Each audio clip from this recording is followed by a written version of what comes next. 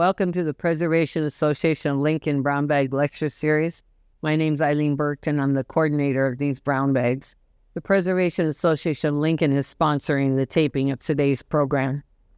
Our speaker today is Jill Dolberg. Jill is the Historic Preservation Planner in the Lincoln-Lancaster County Planning Department, a role that she has had for 6 months.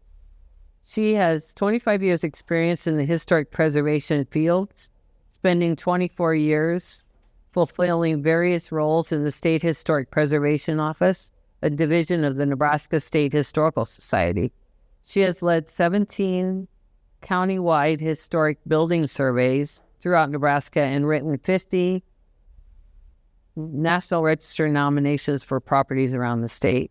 In 2024, the Planning Department received an Underrepresented Communities grant from the National Park Service to study the history of Nebraskan women's role in building trades from pre-statehood through the modern era. Jill is going to share with us some of the stories uncovered during this research project. The title of the presentation is Nebraska Women in the Building Trades. Please join me in welcoming Jill.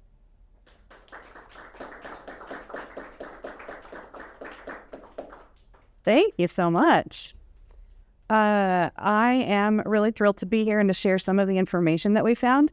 I'm going to start by telling you that this is a 96-page document in about an 8-point font.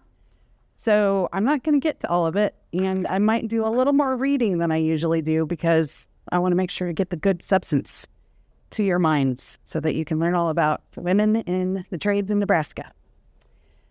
I want to give you a little bit of an idea of what the goal of this project was. There's an impetus. We started with a National Register nomination for a historic district in Lincoln that was associated with Laura B. Wood, singular, not connected with our Woods brothers.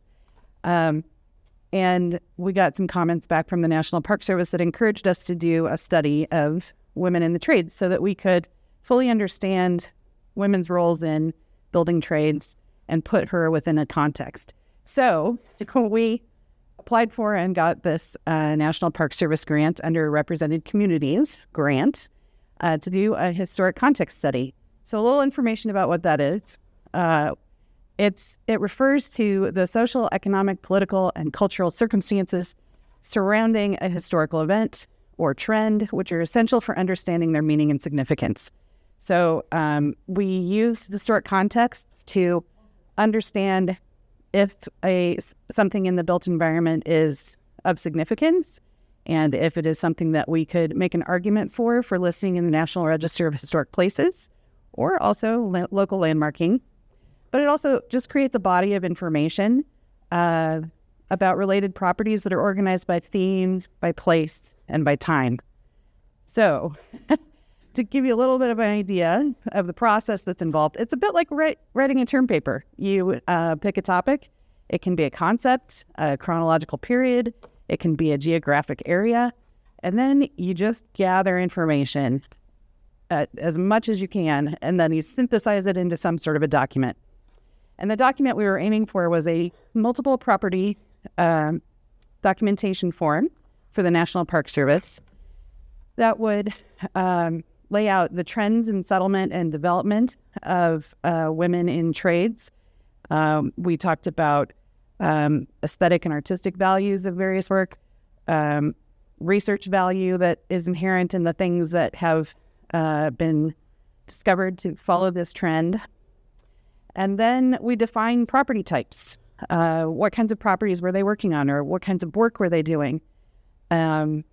What are the physical characteristics that might make them eligible for listing in the National Register and that help us convey the significance of women in the trades? And then we establish the criteria for how to make those arguments. What kinds of things do we think are eligible, and how would we, and maybe even more importantly, what kinds of things aren't eligible? What kinds of things would we eliminate from consideration as we learn more about the topic? So to give you a few examples, and these are very tongue-in-cheek, we could look at any Italianate-style residence within the city limits, anything designed by architect Sparky McSparkinson. That's made up. Any building associated with Pansio Blossom, because she's important for some reason. So we did indeed create this multiple property documentation form. And ultimately what this allows us to do is list something under this as a cover document so that we don't have to write the entire history of women being involved in murals in the state capitol, because we've sort of established that context within the document already. We just show how it fits within this document. And I'm so excited to tell you that the multiple property documentation form was accepted by the Park Service just last Thursday. So we're official now. It's real. So we will hopefully use this document to evaluate properties as we learn of women's roles in architecture or offshoots of architecture as we go forward to share the significance in future National Register nominations. So, as I said, this is Laura B. Wood. She's our inspiration for this study. I'm going to tell you a little bit about her now as a sort of a teaser and then tell you more later. But in the 1930s, she started listing herself as a builder on building permits along with architect Clyde Botkins, but also others. It sort of depended. I think she kind of moved around with partnerships because she actually had a really quite long career in developing residential properties in Lincoln. She primarily concentrated on the areas of Extell Heights, Indian Village, and Irvingdale. Oh, I went beyond my notes. Just a moment. She was really prolific in promoting herself. She was in the paper all the time. There was not a moment she didn't put her name in the paper if she could put it in there. And she touted herself as Nebraska's only female builder, which is what the National Park Service questioned. How do we know? Just because she said it in advertisements doesn't mean it's true. So she continued working through the early part of the 1940s, and I'll tell you more when we get there. But first I want to describe to you some of the difficulties in researching women. As you might imagine, it's not always easy to find stories that you don't have to distill for truth. Women have largely been minimized or excluded from academic research. There aren't a lot of secondary resources that talk about women in architecture or women in many fields, really.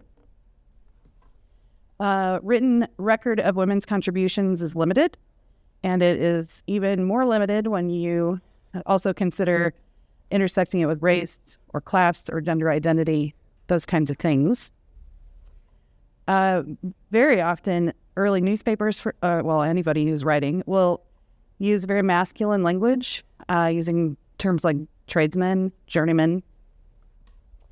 Primary source materials contain bias. We all write with a certain amount of bias, but mainly things were being written by upper-class white men, and if they wrote about women, it was usually about upper-class white women, leaving out working-class women of color altogether, generally. And newspapers tended to downplay women's activities and reinforce the institutions and the power structures that were already extant. There was some woman I was researching fairly recently, and I could not figure out what her real first name was until her obituary, because she was just referred to as Mrs. Albert Brooks or whatever. So it's often hard to do a search for women. Exactly. So we covered a vast amount of time. And in many of these eras, we might not actually have anything that is extant in the built environment, but we wanted to be inclusive of women throughout time who've had a role in creating our built environment. So we start with pre-settlement and European exploration period, move into homesteaders and territorial era, railroad, statehood, and Gilded Age, and on and on and on. So I'll talk a little bit about each of those as we get there, just to provide a little historic context for you as we go. And it's time to hydrate. We also discovered we really needed to be specific about categories of what the trades are. It couldn't be all architects or all builders. There were offshoots that were really important that combined to tell the story, right?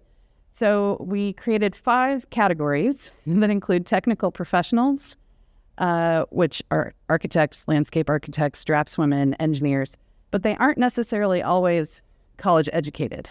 So when we say professional, they were doing it maybe for work, but it was not necessarily with a lettered degree behind their name. Tradeswomen included carpenters, contractors, blacksmiths, masons, plasterers. Planners could be real estate developers, urban planners, historic preservationists. There's the designers, the visual artists, interior designers, muralists, and then independents, which is an interesting little catch-all group to include Indigenous women, homesteaders, land managers, and agriculturalists, etc. So let's start with the homestead era. We felt like we needed to include all of the women who homesteaded. There was a pretty large percentage of women who would claim a homestead and then prove it up on their own. So with the passage of the Homestead Act in 1862, women were allowed to participate in and challenge imperial westward expansion.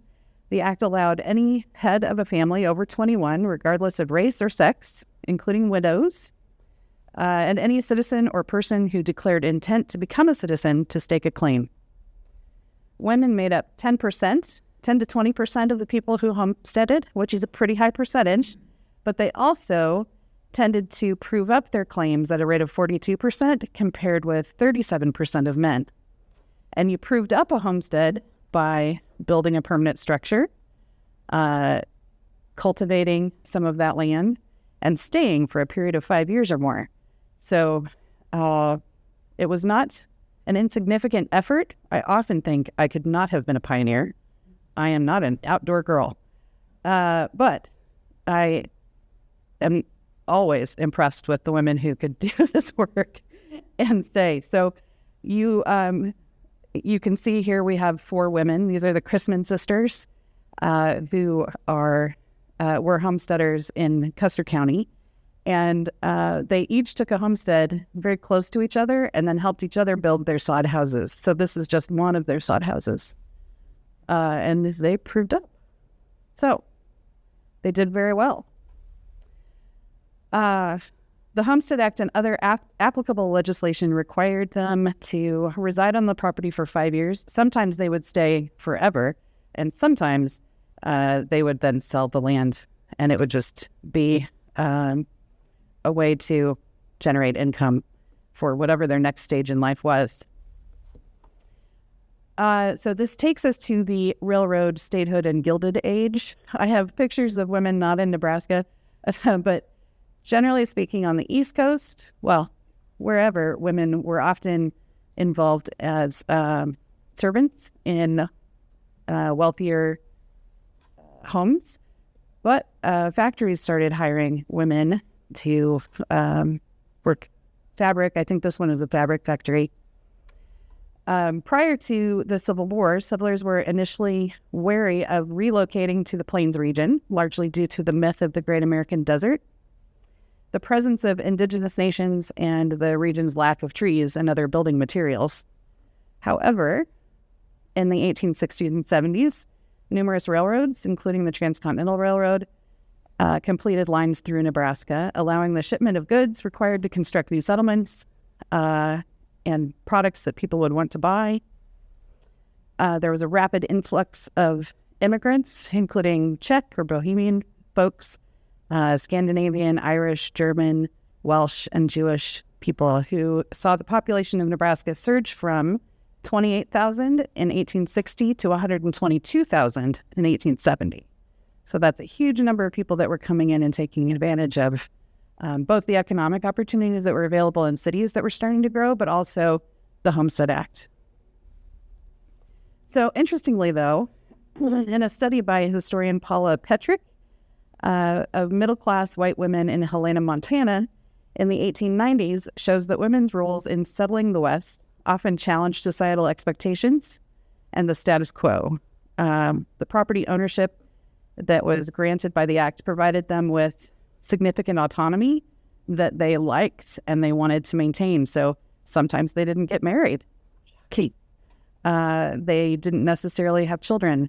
They earned wages and became what she called tycoons in petticoats, which I kind of appreciate the imagery of.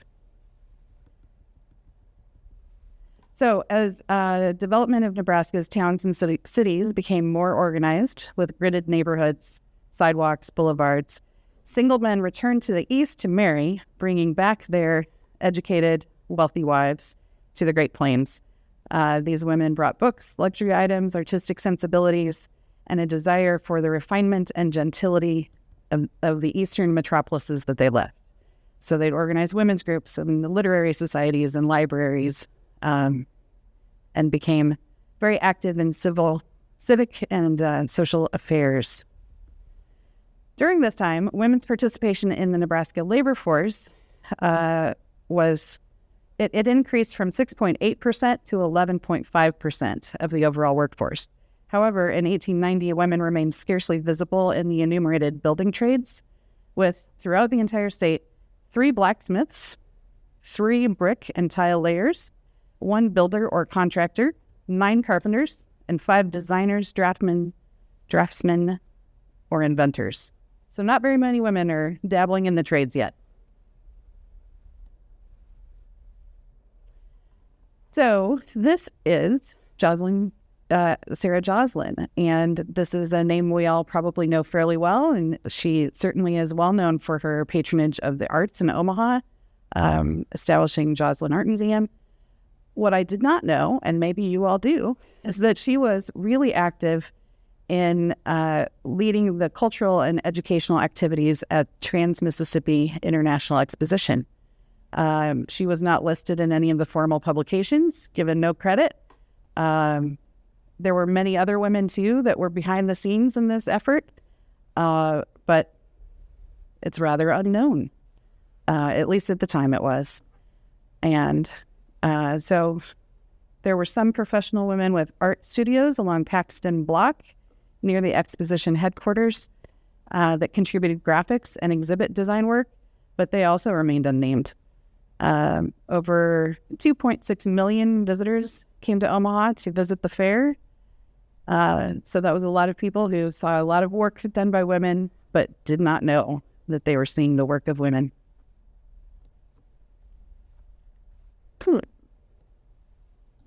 Well, while I fuss with buttons. All right, we have an early planner, Rosalie LaFlèche Farley, and anthropologist Alice Fletcher. You will perhaps know the name LaFlèche because she was the sister of Suzanne Picot LaFlèche Picot. Yeah, I got it. Who was a doctor up in Macy. Walt Hill. I apologize. Walt Hill. Her sister was also really active in working with the tribe. This story is a little fraught. We can look back on it with maybe a little bit of pain, but I'll report it as it is. In the late 19th century, most of the indigenous peoples of the Great Plains were forced to relocate to the Indian territories in Oklahoma or were sequestered on reservation lands. In the 1880s, Rosalie LaFlèche Farley, daughter of Omaha Chief Joseph LaFlèche, tried to walk the tightrope between the Anglo world and the indigenous world in her attempt to chart a meaningful path forward for the Omaha people amid widespread erasure. In the 1880s, Rosalie, along with white anthropologist Alice Fletcher, worked to enact allotment procedures and manage the Omaha reservation lands. So they divided up into plots. They built houses that looked very much like houses that European American settlers were building and tried to kind of force them into a role that would fit in with what people were expecting. And in any case, it was an attempt to figure out how to move forward as the world very much changed around them. And I do not know enough to speculate on how successful or unsuccessful that was. That's probably a whole different talk. But she certainly was involved. All right, so we move into industrialization, early progressive era, and World War I. That is a lot to encapsulate. But we have, in terms of women, we have an increased activism and participation of women in the public sphere. The WTCU was huge.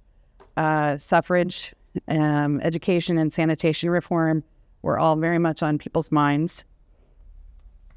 Excuse me. This period was relatively prosperous for Nebraskans, as advances in farming equipment, the proliferation of the automobile, and the introduction of modern amenities like electricity, telephones, radio, they all reduced the toil and isolation of Nebraska farmers. In the 1900s census, the population of Nebraska was just over 1 million, 47% of whom were women. And at that time, women made up 12.5% of the state's overall workforce.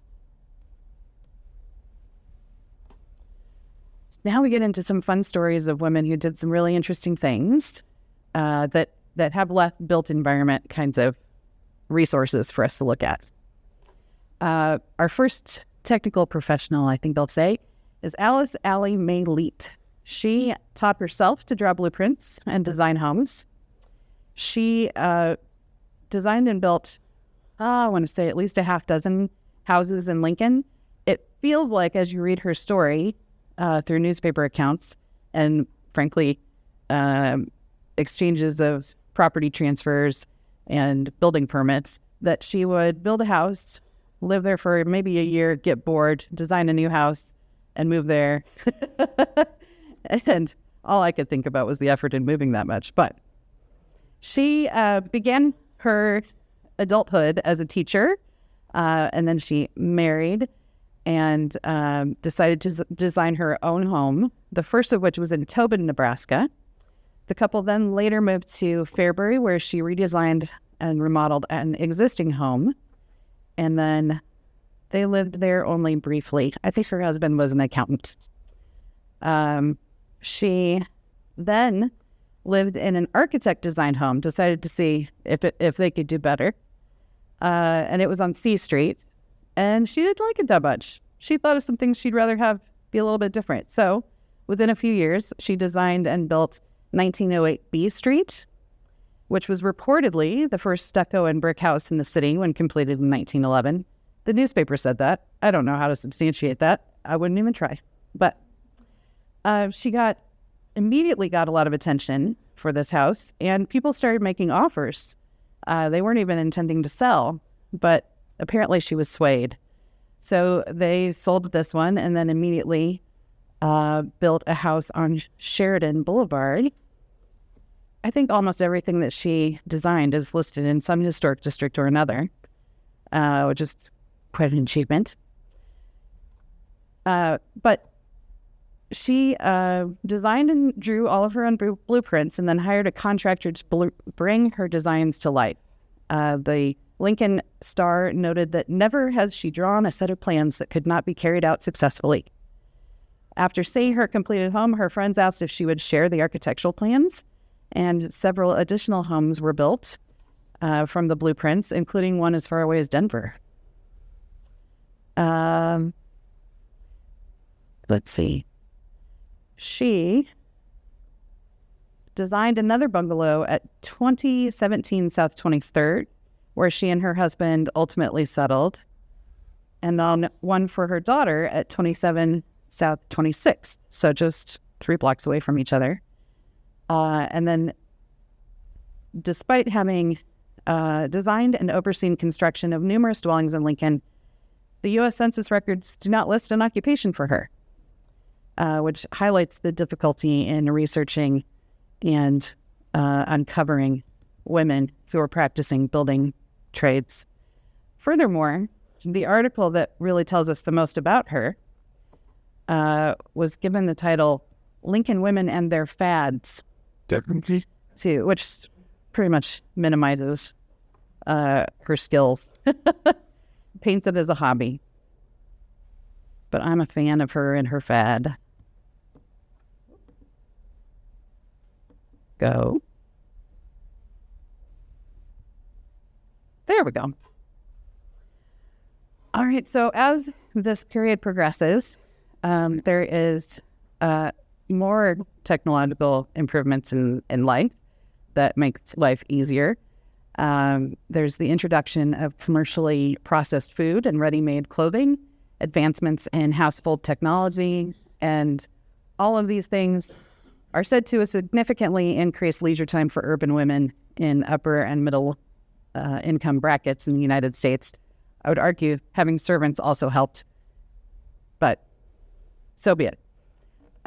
This newfound leisure time enabled some women to pursue their interests in design and architecture on a small scale in their own personal homes. So the woman on the left is Avery Rundell Abbott, and she and her husband were both writers, and sold articles to magazines or newspapers whenever the opportunity arose. They had a very small apartment in Omaha that she designed because they couldn't afford a house. And she maximized the space by designing her own furniture so that things could serve two purposes. So, for instance, their dining room table was also a bit of a library because it had bookshelves underneath where they could store their books.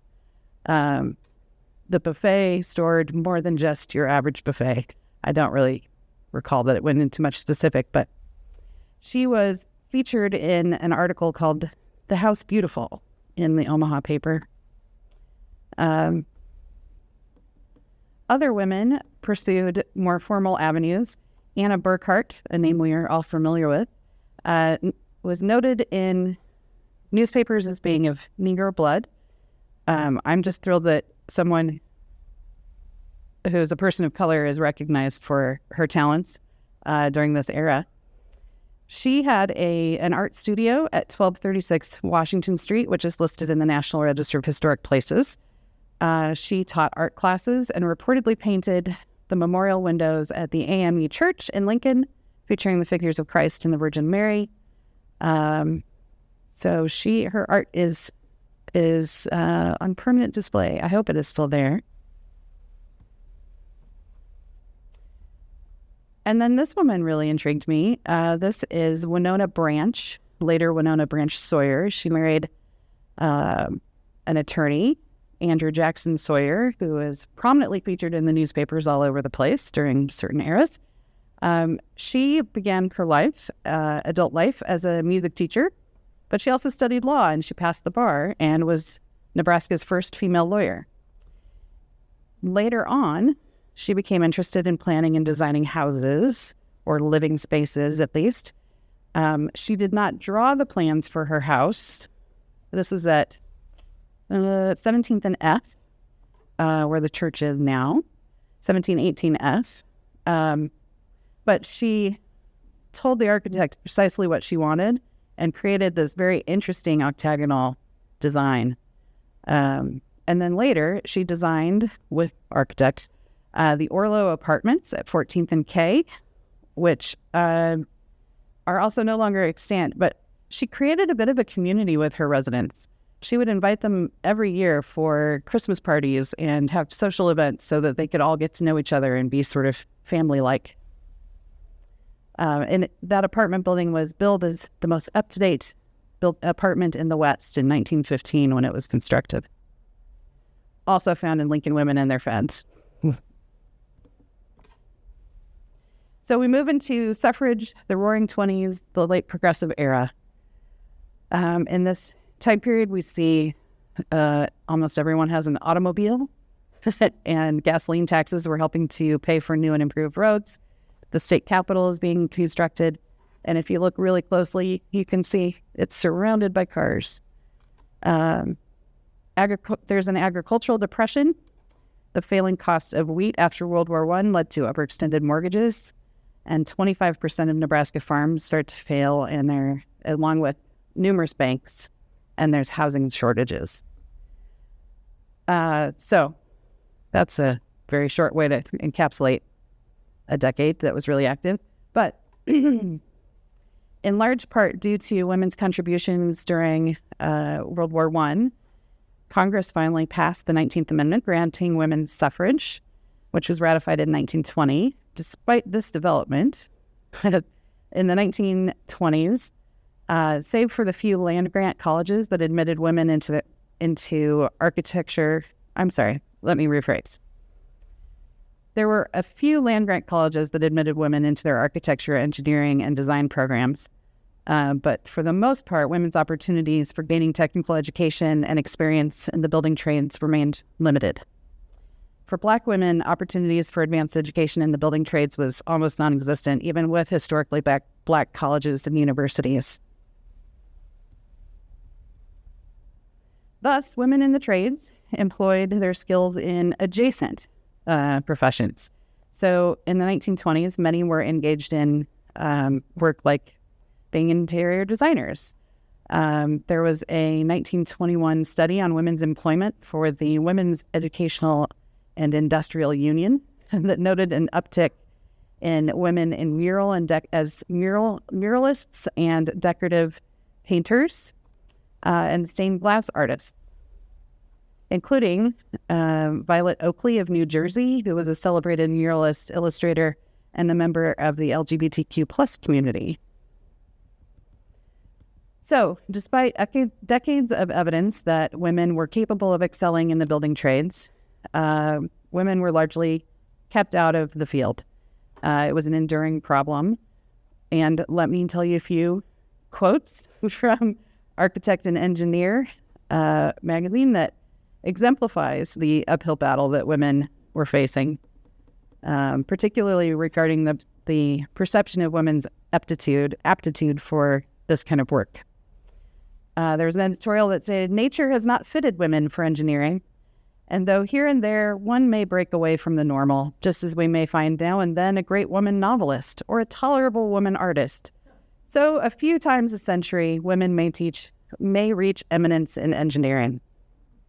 Ouch. Ouch. Or another one from Engineer Bulletin. "You will notice that women are now, and have been for some time, entering the engineering profession. This should be stopped, and stopped as quickly as possible. Marry them as fast as you can, as fast as the company hires them. Better to have them working for you in your own home than for you to be working for them in the office." Folks. So, we get some artists and designers. This is Helene Mitchell, later Helene Mitchell Foe. She began advertising herself as an interior decorator in Lincoln as early as 1923. She gave talks at various meetings. She seemed to be a one-woman career advocate, traveling all over Nebraska, trying to encourage women to go into interior design. She would go to associations of collegiate alumni, reported on her activities to the women's club, and tried to convince women to join her in the field. In her opinion, the successful decorator, in order to secure the cooperation of the workmen whom she directs, must have working knowledge of any number of trades from mixing paints to electric wiring. So she was saying it's far more complicated than just picking out pretty fabric. But she was known to make a mean lampshade. So she opened her own office at 320 South 12th in Lincoln. She completed the interior design for the Lincoln University Club, not the one you're thinking of, though. There was one before at 333 North 12th, and many other projects, I'm sure. But I did not find specifics about that. So now we get back to Laura B. Wood. The first two pictures on the left are her, one earlier in her life, one later. And then that's her daughter, Alta May, who also entered the building trades with her mother. So Laura was born in Ohio in 1874. She moved to a farm 3 miles east of Lincoln by 1911, married several times over the years, lived in South Dakota for a while, and she gained a bad reputation in the 1910s for running a disorderly house after moving back to Lincoln. But by 1916, she married Ray W. Wood and started buying up real estate in Lincoln. She built her first house for herself at 2655 South 13th. I'll show you a photo in a moment. In 1922, and then divorced her husband in 1928, about the time that her career as a developer was really starting to take off. In the 1920s, she began investing in residential real estate in Lincoln. Sometimes she would sell them and act as a realtor. Sometimes she would be a landlord. But she started buying up lots that the Woods brothers decided they were done with. They promoted an area enough, and so they'll make them available. So she would buy up the lots and would build little houses on them. She often built houses in the minimal traditional style, but also some period revival styles. She often worked as the general contractor, but she would list all of the professionals that she hired under her as well in the newspaper articles. So I don't know if that was an attempt to say, see, there are people who know what they're doing, even though I'm but a woman. In the early 1930s, Laura started listing herself as a builder on the building permits, along with architect Clyde Botkins. Throughout the 30s, she developed residential properties, as I said, in Axtell Heights, Indian Village, and Irvingdale. She regularly placed ads in the paper touting herself as Nebraska's only female builder and worked with other builders or architects on her development projects. She died, however, in 1942. Her obituary stated that she had built roughly 375 houses in Lincoln, which is hard to substantiate, given that it was hard to tell exactly what her role was at all times. But there's no doubt there are a great many that can be attributed to her. She mostly focused on small, affordable homes, which was really needed during this time period. Following her death, her daughter, Alta Mae Ward, took over her mother's business, first as Laura B. Wood Agency, and later she renamed it for herself, Ward Real Estate, in 1953. Alta Mae oversaw the development of at least 6 to 9 different additional homes on Pawnee Street in Lincoln, and then filed for bankruptcy in 1954, and she died the following year. So sadly, she didn't live much longer than her mother. But I'll show you some of the properties that we are very aware of her activity in. So this is her house on South 13th. It was built in 1922. You can see with the circle, she built on an office, and so she operated out of that office for her whole career. I just want to show you a few houses and the ads that go with them. This is the ideal home that was built at 1652 Woodsview. It was something you could visit and see if you liked her work, and also the work of all of these people who'd been listed.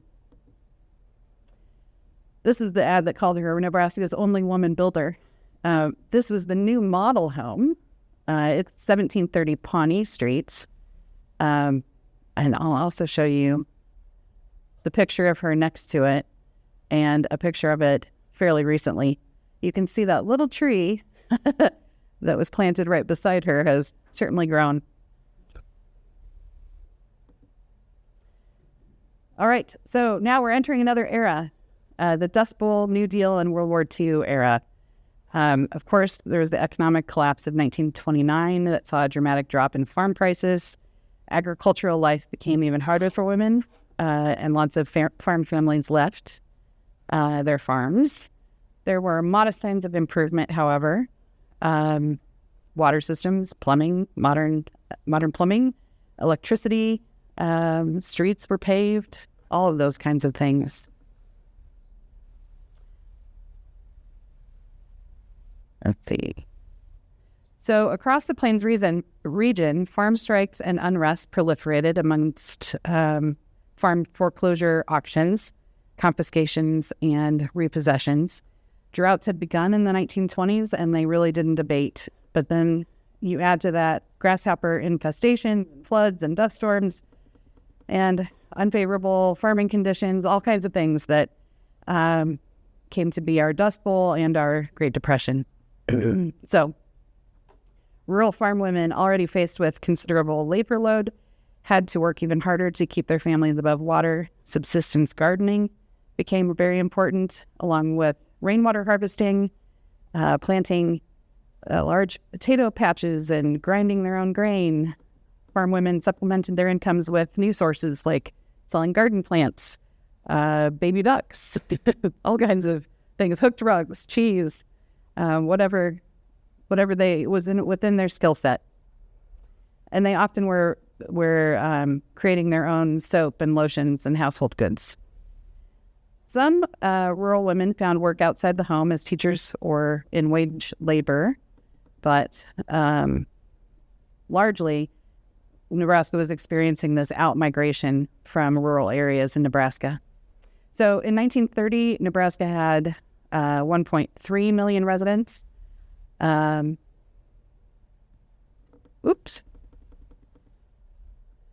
while women's employment opportunities increased because of the progressive era activism and wartime labor shortage, as we move into World War II, move out of World War I, the onset of the Great Depression deepened the pressure on women to return to the home as much needed employment opportunities were reserved for men. Nevertheless, by 1930, degree programs for women were beginning to be expanded, and the ability of women to join the ranks of professional architects, landscape architects, and designers were starting to blossom a bit. During World War II, women's increased participation in the workforce, and particularly in fields formerly perceived as the purview of men, saw a dramatic increase in women in the building trades. In 1940, there were roughly 13 million civilian women in the U.S. labor force, constituting nearly a quarter of the overall labor force, or a quarter of all the women in the country. And at the peak of World War II, the number of women in the labor force climbed to roughly 19 million, which is roughly 1/3 of the overall labor force. So a few examples. This is the woman that was on the postcard. This is Meredith Toms. She was the first female graduate with a BS and a master's in civil engineering from UNL in 1929. After she graduated, she worked as an assistant to the head of the civil engineering department at UNL, assembling data for the Tri-County funding application for the PWA. Tri-County project was initiated in response to the harsh Dust Bowl conditions that swept Nebraska in the early 30s, aiming to expand irrigation to south central Nebraska and provide relief to the agricultural economy. The Tri-County project, which was approved by the PWA, resulted in the construction of Kingsley Dam and Lake McConaughey. In 1935, she was hired to be on the technical force of the Tri-County headquarters in Lincoln, becoming the only woman out of more than 100 engineers on the project. And then in 1942, she accepted a position in another government role as an assistant hydraulic engineer for the U.S. Army in Mobile, Alabama. So she left our state. I imagine she was made to feel very welcome, don't you think? Okay. And then we have another technical professional. She's a little bit like Ali Elite. This is Golda Peckham Sutty. She became very interested in designing houses. She apprenticed herself to a local architect in order to gain some practical experience and learn a bit about the business side of the game. But she started relying on her own ingenuity and started building things that she liked. She built a few houses at first when she had time, 6 in all. And not only did she draft the plans, but she aided in the practical experience that she gleaned from building them on site. So she didn't just turn over the construction of the house to men. She also superintended their construction. So she named all of her little designs. She seemed very fond of funky little mansard roofs. But this is the Petite Chateau, and it exists at 5810 Nicholas in Omaha. Most of her work is in Omaha. I should have said that at the beginning. There's the Normandy, which is at 5819 Nicholas, and that one's extant as well. And the Craftsman-style residence at 2558 Titus Avenue. She was, at the time, in 1932, described as Omaha's only woman architect.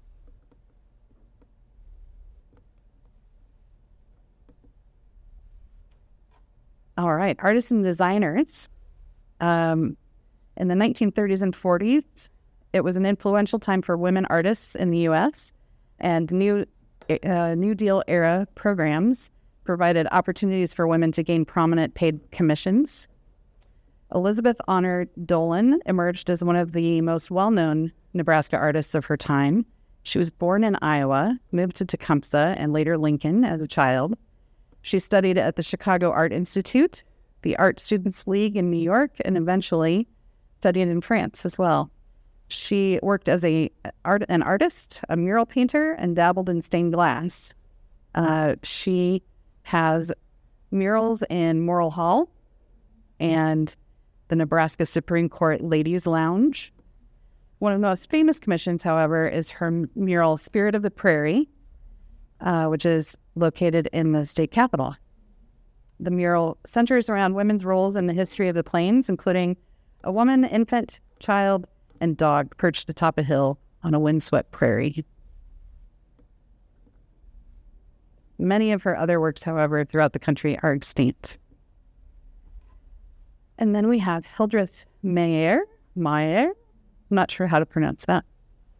As Dolan completed her work in the Capitol, another woman muralist was also putting her unique artistic touch on the building. Architect Bertram Goodhue took chance on this young artist, who went on to achieve notoriety for her unique ability at filtering historic styles through an Art Deco lens. Her distinct mosaics in the dome of the Capitol building announced her arrival on the national art scene.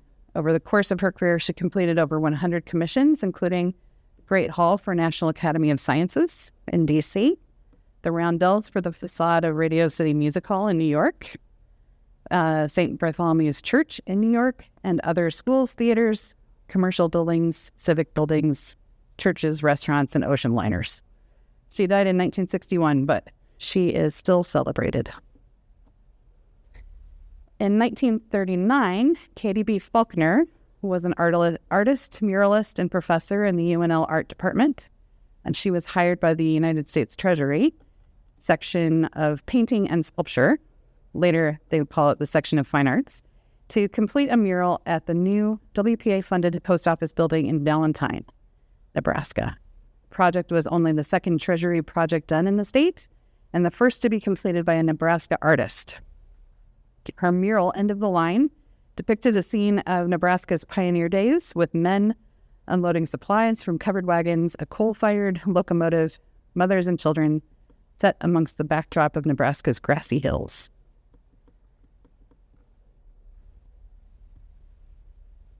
And then we had some technical professionals during World War II. Omaha Sergeant Alice Schulsky was a graduate from the Army's School for Engineers at Fort Belvoir in Virginia, and she served as a draftswoman for the WAC. We also found mention of a woman named Mrs. Dorothy Sharvin, who worked as a draftswoman at the Kearney Air Base and at Douglas Aircraft.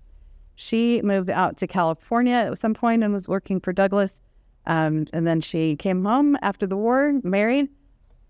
She and her brother married a brother and sister, and they just swapped names, which was interesting. And they all share one gravestone because they married on the same day as well, by the way. So, economy of scale, I guess. But she left the field. She then, I think that they ran a co-op or something like that. All right, so we move into post-war baby boomers, women's movement, 1950 to 1975.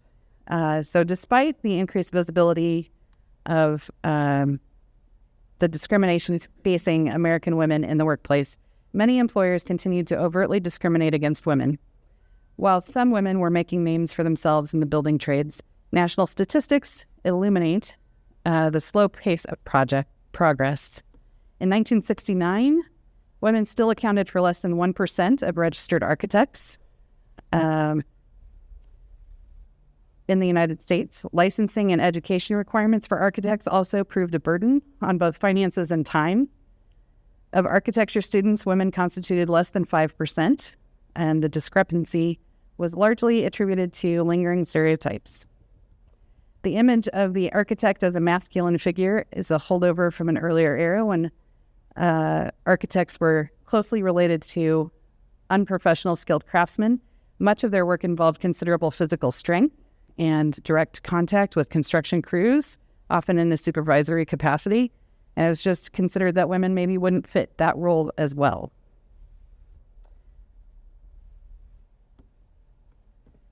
But some women persevered. So we have technical professionals. Frances Shep Wilkie. She was born to Irish immigrants on a cattle ranch near Manhattan, Kansas on May 27th, 1904.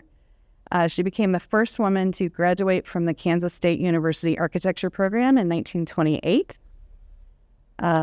Later, when she reflected on her time studying at that university, she pointed out that female architecture students were not permitted to go out into the field in survey class, and instead, she had to substitute the class with a history of costume design. Okay, right. Perhaps it was considered too dangerous to be outside. While attending school, Frances met fellow architecture student Leslie E. Wilkie, and the couple married in 1929. In the 30s, they moved to Tulsa, where both were listed as architects. By 1940, they'd moved to Omaha, and Leslie was listed as an assistant architect with the National Park Service, and she was listed as a housewife. But amidst the post-war building boom, after World War II, they formed Wilkie Architects in 1945, and over the course of her career, she designed more than 6,000 homes, while her husband concentrated on churches, warehouses, and other properties around Omaha. So there are many Wilkie houses that we can look at, and that's just one of them. We have a planner, Mildred Bennett. It's fun to see someone in the preservation field. In the early 1950s, Mildred Bennett led a crusade to preserve the Willa Cather home in Red Cloud. She was an author, historian, and Cather biographer who spent years researching and writing about her, and really felt that since Cather's work was clearly so focused and inspired by Red Cloud, the places in Red Cloud deserved to be preserved. So she established a Cather Museum and is probably responsible for Red Cloud looking the way it does today. More artists and designers. We have Grace Harlan Kennedy. I've found her as an interior designer as I've written National Register nominations. Memorably, she did some of the designing of the spaces in the Governor's Mansion. She worked in the 60s and beyond with a firm that had many other women designers and did good work. I'm trying to summarize because I see the clock ticking. I apologize. All right, and then finally we get to the 1970s where we find some women in Nebraska who broke into the carpentry trade. It was still a relative rarity, probably still is. But in 1978, 23-year-old Peggy Murphy became the only woman member of the Carpenters Local number 253 and was active in the construction site at the University of Omaha's School of Public Health and Education. And then we have Julie McGuire around the same time. She was the first professional woman carpenter in Kearney, and she worked for Brent Construction. And then in Lincoln, we have Cynthia Slade, who had this distinction of being the first female carpenter apprentice in Lincoln. So they came, they were there, and they were finally documentable. They were probably there more than just this, but they were starting to make the news a bit. So what's next for us with all this information?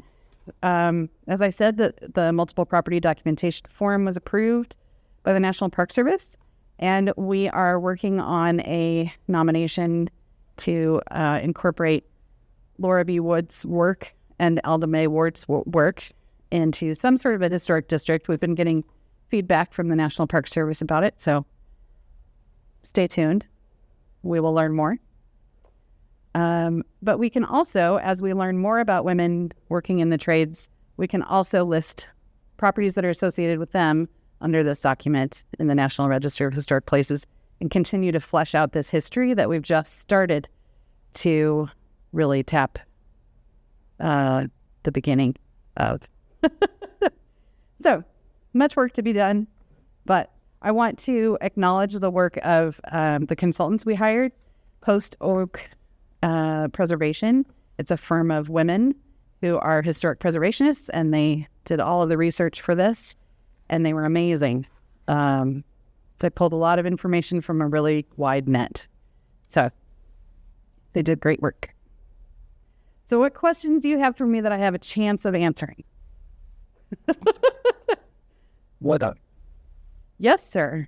What other Lincoln preservation wetland would you watch the dollar?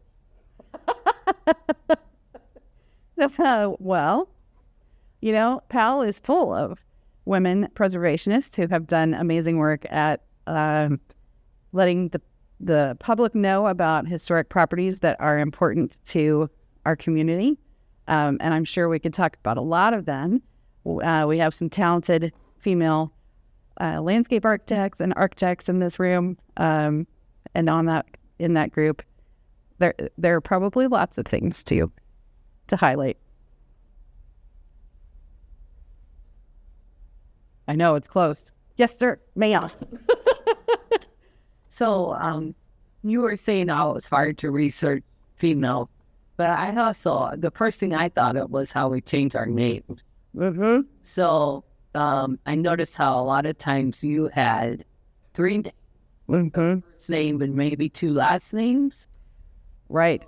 I usually try to include a maiden name in there when I'm doing research, just to kind of keep that tie there so that if someone's trying to do some sort of a Google search and they only know the maiden name or they only know one or the other, they have a clue to move forward for a different search that might get them a little bit more information. I think it's helpful. I love Ancestry.com. Let's acknowledge Ancestry and newspapers.com for just allowing us to cast a net to the internet and bring back way too much information, but sometimes just what you need. So I really only found out the name of Mrs. Sharvin because I found out who she was married to, and then I found the wedding announcement. And, you have to kind of create a little case and figure out who these people are, because it's a challenge, but a challenge worth doing. Thank you very much. Thanks.